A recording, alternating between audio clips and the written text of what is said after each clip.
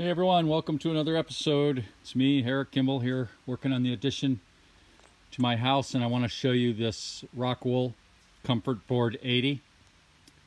It is an insulation that I'm using as a drain board here against my foundation. There are different kinds of drain boards, and the kind I wanted was a little too expensive and difficult to get. It was a plastic material, but I'm going to use this. According to the Rockwool people, this is suitable for a drain board. And the idea behind a drain board is not so much insulation, even though this is an insulation. It is to have a layer against your concrete foundation wall that the fill comes against here, and hydrostatic pressure on the wall is alleviated. And any water, any moisture, excess water that comes against the wall through the soil will travel down the drain board into the drain tile, the perimeter drain tile, and this stone, this French drain that will be created when this fabric here, geofabric, is wrapped around the stone and the pipe. So the idea is that this will be, we will put this up against the wall here, we will backfill, and once the grade is established, I will cut it off at or just below the grade. So we're going to backfill. As you can see, this wants to fall down, but that won't be a problem. We'll line these sheets up, and we'll screw up a 3/4 inch board in here, and it'll hang down and just hold the top of this until it's backfilled. So I've never used a drain board on a foundation before. I am being extremely vigilant here about moisture on this foundation. Drain boards are becoming more popular as the building science recognizes what a good thing they are. Now, while I'm down here, I think I should take you, because we're going to backfill tomorrow, and we're going to add a little bit more stone here to cover the pipe where it isn't covered. We'll flop that fabric over, and that pile of soil right there, and we've got another one over here will be used to backfill in here. But I want to show you, this is going to be fun. We're going to go into the crawl space here. You can see all this number 2 stone. I wheelbarrowed over last night. I've been working on this little project here that needs to be done before backfilling, that no one will ever see except me or anyone else who crawls under this house. Yeah, let me get the light on under there, and then I'll show you what I got going there. Okay, I just crawled in and flipped on the light so we'll be able to see what's going on in here.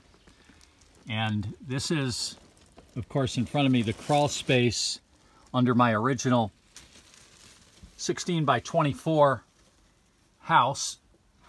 This crawl space was not covered until we started working on this addition, and I bought this very heavy plastic that's made for or sold for crawl spaces like this to encapsulate them, to keep the moisture from building up down here, to keep it dry. And I don't have a real moisture problem down here, but there are areas where if I don't get this ground covered, I will have a problem. And so my son Robert and his friend Neil, they got Tyvek suits on and crawled under here, and I got under here too and got all the junk out of here. There's leaves and sticks and debris, and the cats and skunks and coons and everything had gotten under here. It's going to be sealed off now. There were some air openings. Going to be completely sealed. You can see a a plumbing pipe down there, goes down in from the house down to the septic tank outside over there. I'm going to need to tap into that from here for this new addition. But let me pivot around, show you what I've been working on. I've got work yet to do here covering this up. I want to get in here, and I have to put a strip along the top to hold this plastic in place, and I need to clean it up. I want to clean it up good, get a little vacuum down here and get the cobwebs out. You'll notice that my original construction here, I did something fairly intelligent. I put cleats along the joists, little 3/4 by 3/4 cleats, and then put wafer board down in before insulating. So I don't have the fiberglass insulation hanging all down and being, you know, a absolute mess, which is usually the case with crawl spaces. This is going to be an encapsulated crawl space. I'll get a dehumidifier down here and get it dried out, and that'll be good. Now, here we go. I'll pivot around. Here's the, give you some perspective. This is the house addition. This is that wall that, here, I got to change hands. This is the wall, the pressure treated wall that we put in. And somebody asked, why did you not bring your concrete wall under the existing house? The reason being, I didn't want to undermine these piers, the two piers here, and I didn't want to, I just didn't have the equipment to jack up the house, the cribbing, the jacks. I really didn't have the equipment. So we left these piers in place, put a false wall over here, the pressure treated wall, and all this stone is stone I've been bringing in, and I want to bring it up to the level of this. I'll get this light pivoted around. It's not directly. You can see my beam over there on the pier, the beam that holds the floor joists, and where the floor joists are here in this cold area, I've got plywood on the bottom of them. They're insulated.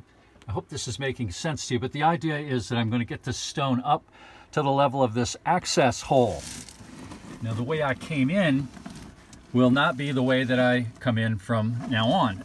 I'm going to have a, well, that's not good to have a shadow. There. I'm going to switch hands here, access hole here into this crawl space that I'm in. And of course, this here is my new crawl space under the addition. Like I said, this is fun, isn't it?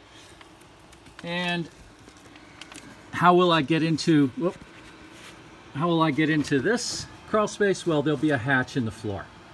And I don't want to cut the hatch into the floor until I have the roof on, because this Advantech decking in here on the top, the subfloor, is waterproof. And look at this. Got a dehumidifier going down here. I've been pulling in 5 gallons just about a day out of here. There was 88% humidity trapped down here. You got to realize it was wet stone that we put in, and then we put the deck on, capped it off. I believe it's 70% humidity or more, and you get mold growth. I'm going to get the humidity in here right down. It should stay down, but I will keep a dehumidifier down here just in case. It was 88% humidity when I put this in, and I think it says 60 something there now. I'm not going to try crawling in here with the camera, but you get the idea. I dipped the water out of there for now, and yeah, so boy, it's warm in there. It's remarkably warm in there. The heater, or the heat being generated by that dehumidifier, is heating that up.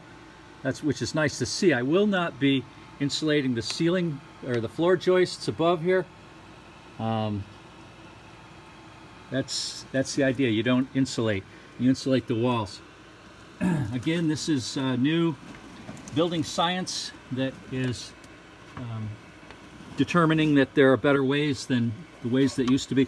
Oh, somebody, I wanted to answer. Somebody said, what are you gonna put in your crawl space? And I don't plan to put anything down here, really.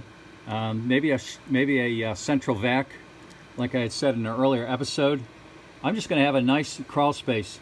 You got to realize that 25 or so years of remodeling and construction work, I crawled around in some really nasty crawl spaces. And here's my own house. I do have a nasty crawl space right behind me here, but I've been in much worse. And here is a nice crawl space. I just want a nice crawl space. I got to come down, work on the plumbing, work on running electrical line or something like that. I'm not going to be dealing with, you know, a complete disaster, molds and all that sort of stuff.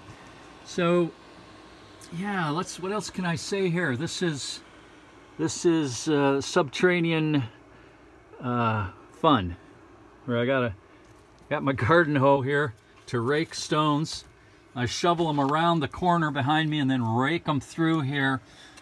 And I want to get the stones up to this level here where the soil is, and then I'll unfold the plastic. It'll come across. And I think you got the idea. I hope you got the idea. Someone also asked, why don't you just go down a little bit further and have a full basement? And I would have liked to do that, but there's quicksand down there. At least there was, 30 feet away from here when we put a full basement in several years ago. I don't want to deal with that. Didn't want to deal with that. And so that's the story on that. I'm glad with the way this has turned out. Very pleased. The rodent situation. I have no mice in my house now, and I don't want any, so we put this stainless steel hardware cloth all on this wall. I think you can see that. And I will be putting it over there around that beam. Then I'll put some expanding foam in there. I'm going to get this sealed off really nice, and it will be as pleasant as a crawl space can possibly be down here. So let me back out. I've got my work to do here, trying to get a few more inches of stone in here. Got to do that tonight. Give it around. There's the new wall. And where I'm coming in and out here will be replaced with pressure treated frame, and like was on the house. Yeah, so okay, that's that. See you later.